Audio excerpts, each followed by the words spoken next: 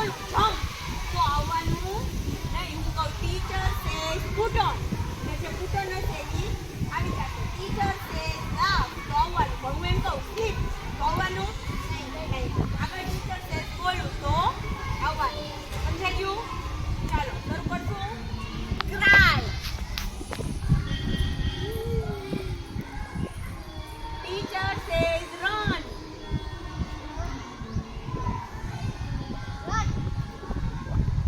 Teacher says laugh.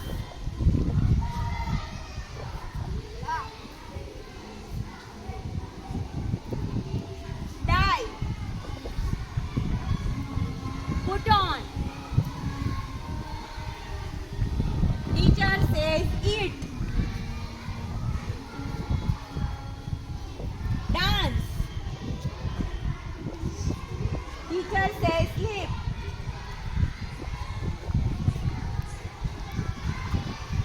Teacher says put on. Put on. Teacher says turn off. Turn off. Try. Die.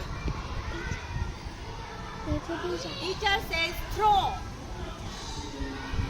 Throw. Teacher says carry on.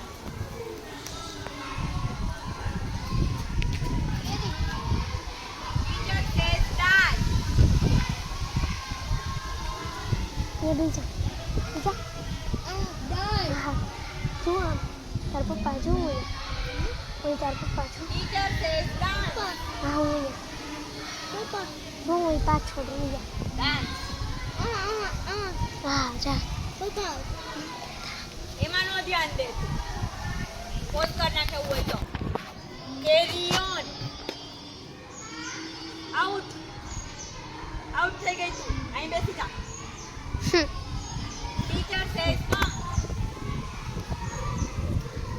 Come. Teacher says go. Go. Teacher says kick. Kick. Right. Out. Out. Teacher says read. Read. Jump. Out. Teacher says sleep. Sleep. Eat.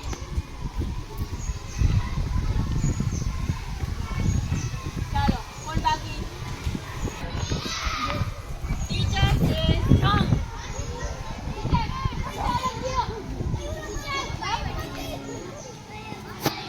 Says book. આમ કરવાનું બેટા. Teacher says pen. Run.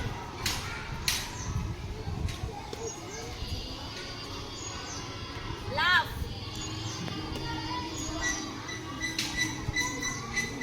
ચાલો ગુરુ તું walk sit ચાલો એના પપ્પા આવ્યા go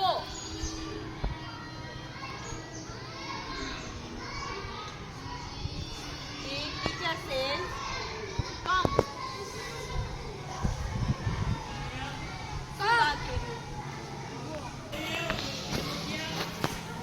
sit teacher said walk walk teacher says carry on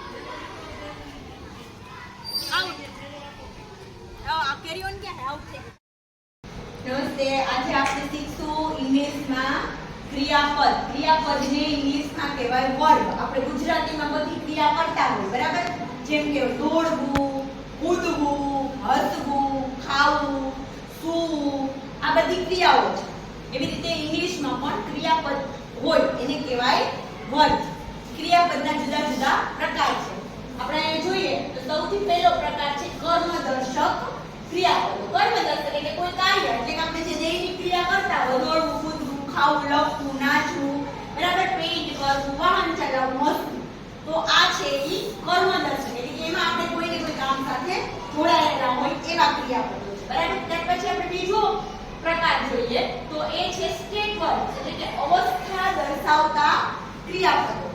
એને કહેવાય સ્ટેટ વર્બ, એટલે કે ભાવ, ઈચ્છા કે સ્થિતિ આવું બતાવે એને કહેવાય સ્ટેટ વર્બ, એટલે અવસ્થા દર્શાવતા. જેમ કે બી એટલે હોવું, નો એટલે જાણવું, લાઈક એટલે ગમવું, લવ એટલે પ્રેમ કરવો, હેટ એટલે નફરત કરવી, બરાબર, નીડ એટલે જરૂરિયાત, એટલે કે એમાં કોઈને કોઈ ભાવ દર્શાવતા હોય તો એને કહેવાય છે અવસ્થા દર્શાવતા ક્રિયાપદ, એટલે કે સ્ટેટ વર્બ. ત્રીજો આપણે પ્રકાર જોઈએ તો છે મદદરૂપ ક્રિયાપદ, એટલે કે હેલ્પિંગ વર્બ્સ. કોઈને કોઈ જગ્યાએ એ ક્રિયાપદ છે એ વાક્ય બનાવવામાં મદદ કરતા હોય. જેમ કે એમ, તો આપણે આઈ હારે આઈ એમ ચેતના, બરાબર, આઈ સાથે એમ નો ઉપયોગ કરી. એવી રીતે are, was, were, have, has, would, will, is, આ બધું છે એ હેલ્પિંગ વર્બ કહેવાય. એ આપણે વાક્ય બનાવવામાં ઉપયોગ કરીએ. ભાઈ this is table, this is TV, બરાબર, કે that is blackboard, that is window, બરાબર. વી આર સ્ટુડન્ટ્સ, એટલે તમે બધા સ્ટુડન્ટ્સ છો એવી રીતે, બરાબર.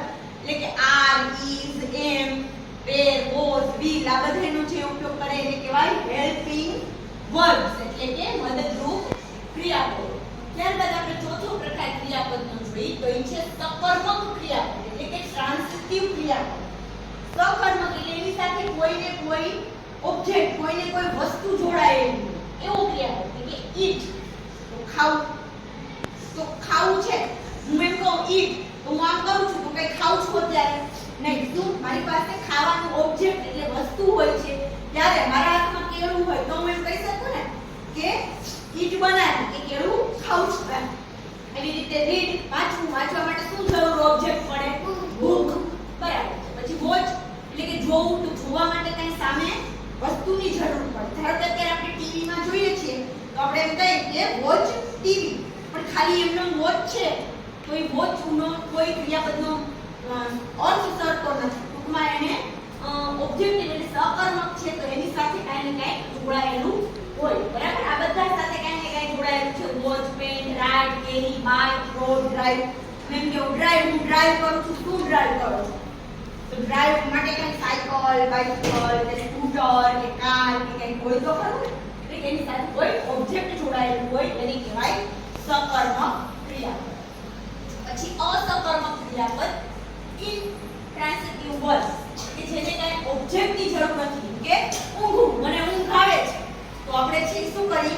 સૂઈ જઈએ, બરાબર, ગમે ત્યાં સૂઈ જઈએ એવું નથી. આ તો આપણે હવે આપણી જરૂરિયાત પ્રમાણે કે ખાટલો જોઈએ કે બેડ જોઈએ કે ઓસીકું જોઈએ કે ગાદલું જોઈએ કે સાલ ઓઢવા જોઈએ, બ્લેન્કેટ જોઈએ, ગોદડું જોઈએ, પણ ઊંઘ આવે તો આપણે જમીન ઉપર સૂઈ જઈએ. નીંદર આવી જાય કે ન આવી જાય, બરાબર. તો એને કોઈ ઓબ્જેક્ટની જરૂર નથી, બરાબર. એટલે સીટ, અરાઇવ, ગો, કમ, વોક, બેસવું છે, બેસવાની મરજી થઈ તો બેસી ગયા, બરાબર. એના માટે કાંઈ આપણે તેની જરૂર નથી, એટલે કે અકર્મ, એની પાસે કોઈ ઓબ્જેક્ટની જરૂર નથી. પછી છઠ્ઠો પ્રકાર છે પાર્સલ વર્બ, એટલે કે કેટલાક શબ્દો મિક્સ થઈ અને બનેલા ક્રિયાપદો, એટલે કે ગીવ અપ. એમાં બે શબ્દ છે. ગીવ અપ એટલે છોડી દેવું, પણ ગીવ અને અપ બે શબ્દ ભેગા થયેલા ક્રિયાપદ બને છે. એટલે ટેક ઓફ એટલે કે ઉડવું અથવા ઉતરવું, બરાબર. તો ટેક ઓફ, તો ટેક અને ઓફ. લુક આફ્ટર, ધ્યાન રાખજો, લુક આફ્ટર એટલે ધ્યાન રાખજો, તો લુક અને આફ્ટર. એવી રીતે data, forward, put on, turn off, go out, come in અને વેક અપ. એટલે કે બધાની સાથે બે શબ્દ મળી અને એક ક્રિયાપદ બન્યું છે, એટલા માટે એને પાર્સલ વર્બ કહેવાય છે. એ એકલું નથી ચાલતું, એની સાથે પાર્સલમાં કોઈ બીજો શબ્દ પણ ચાલે છે, બરાબર. તો આપણે જોયા આ 6 પ્રકાર ક્રિયાપદના. હવે આપણે આ ક્રિયાપદ છે એને આપણે એક રમતની મદદથી આગળ સમજીશું, બરાબર. ચાલો, કોઈને કંઈ પૂછવાનું?